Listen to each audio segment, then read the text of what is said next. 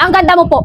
Huh, para kang sira ng uto ka pa talaga. Tingnan mo ang kasunod. Pero ate, may request po ako. Do your makeup gamit ay sponge, yung panghugas ng plato. Sabi na nga ng uto ka pa talaga.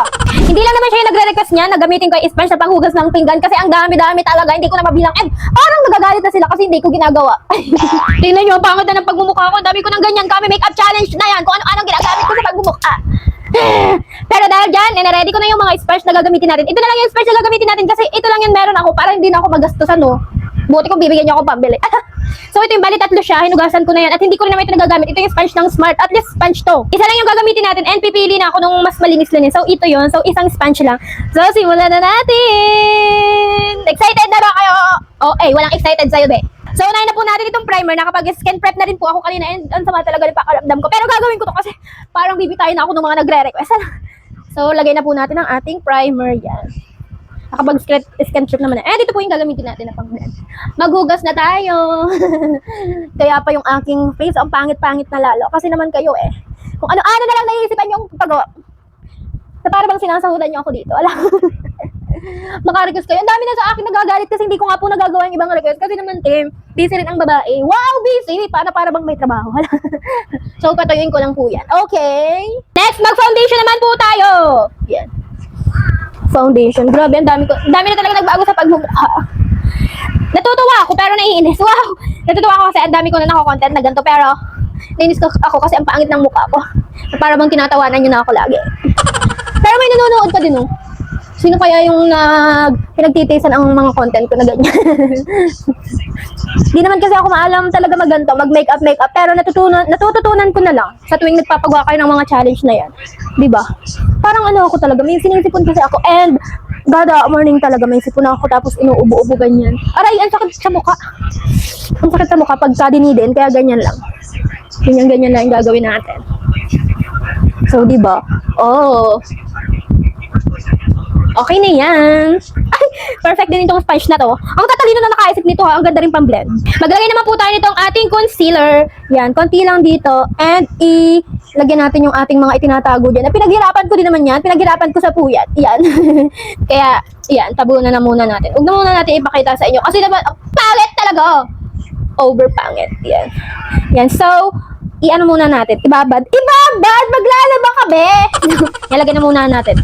Yan, ganyan-ganyan muna natin. Ito yung gagamitin natin from DW yan. 3-in-1 na yan. Kaya ito yung pinag-charge ko. So, ito. Yan, konti lang muna lagay natin dito. Yan. Diba? Napaka-pigment nitong anong to. And ang mura lang din ito. Kaya ito yung binili ko kasi. Wala akong pera! Yan, lagyan lang muna natin ha. Tiga kaunti. 3-in-1 na siya. May pang eyeshadow na siya. May powder. Tapos may blush on. Tapos marami din siyang highlighter. Kaya ang niya, sulit. So, konti-konti lang muna. Yan. Nahin ko na dito. Yan.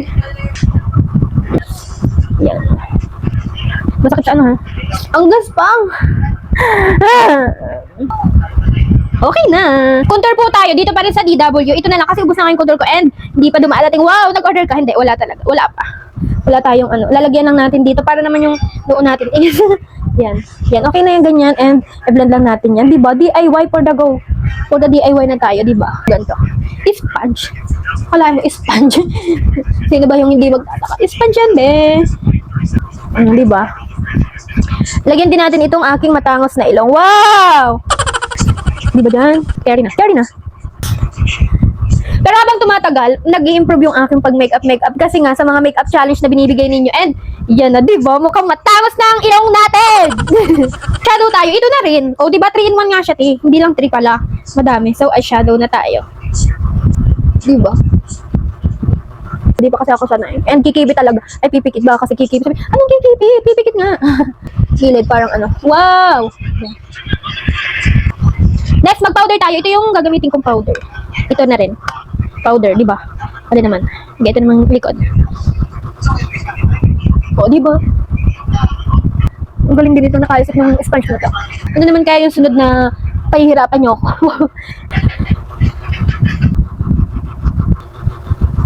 Lagyan natin yung sa may ilong. Oh! So, di na magkilay kasi okay naman yung kilay ko. So, lipi tayo from GMC yung gagamitin natin. And ilalagay ko na lang siya dito sa ating sponge. Yan. Sana naman kumapit. Yan. Ito siya ito.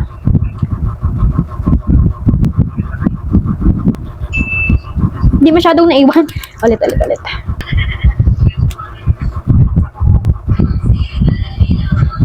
Yan lang ang nangyari. Sobra-sobra siya.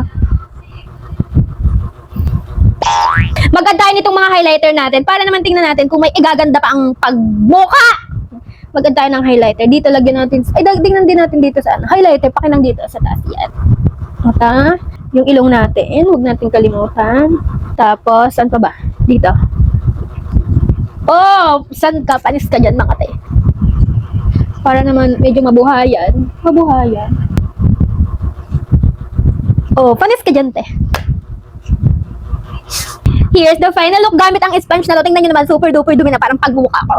So kung hindi pa kayo napapagod na magparautusan ako at ututuin ako sa mga ganyang pa-challenge nyo, mag-comment kayo dyan. Yun ang magagawa ko talaga ha. So bye!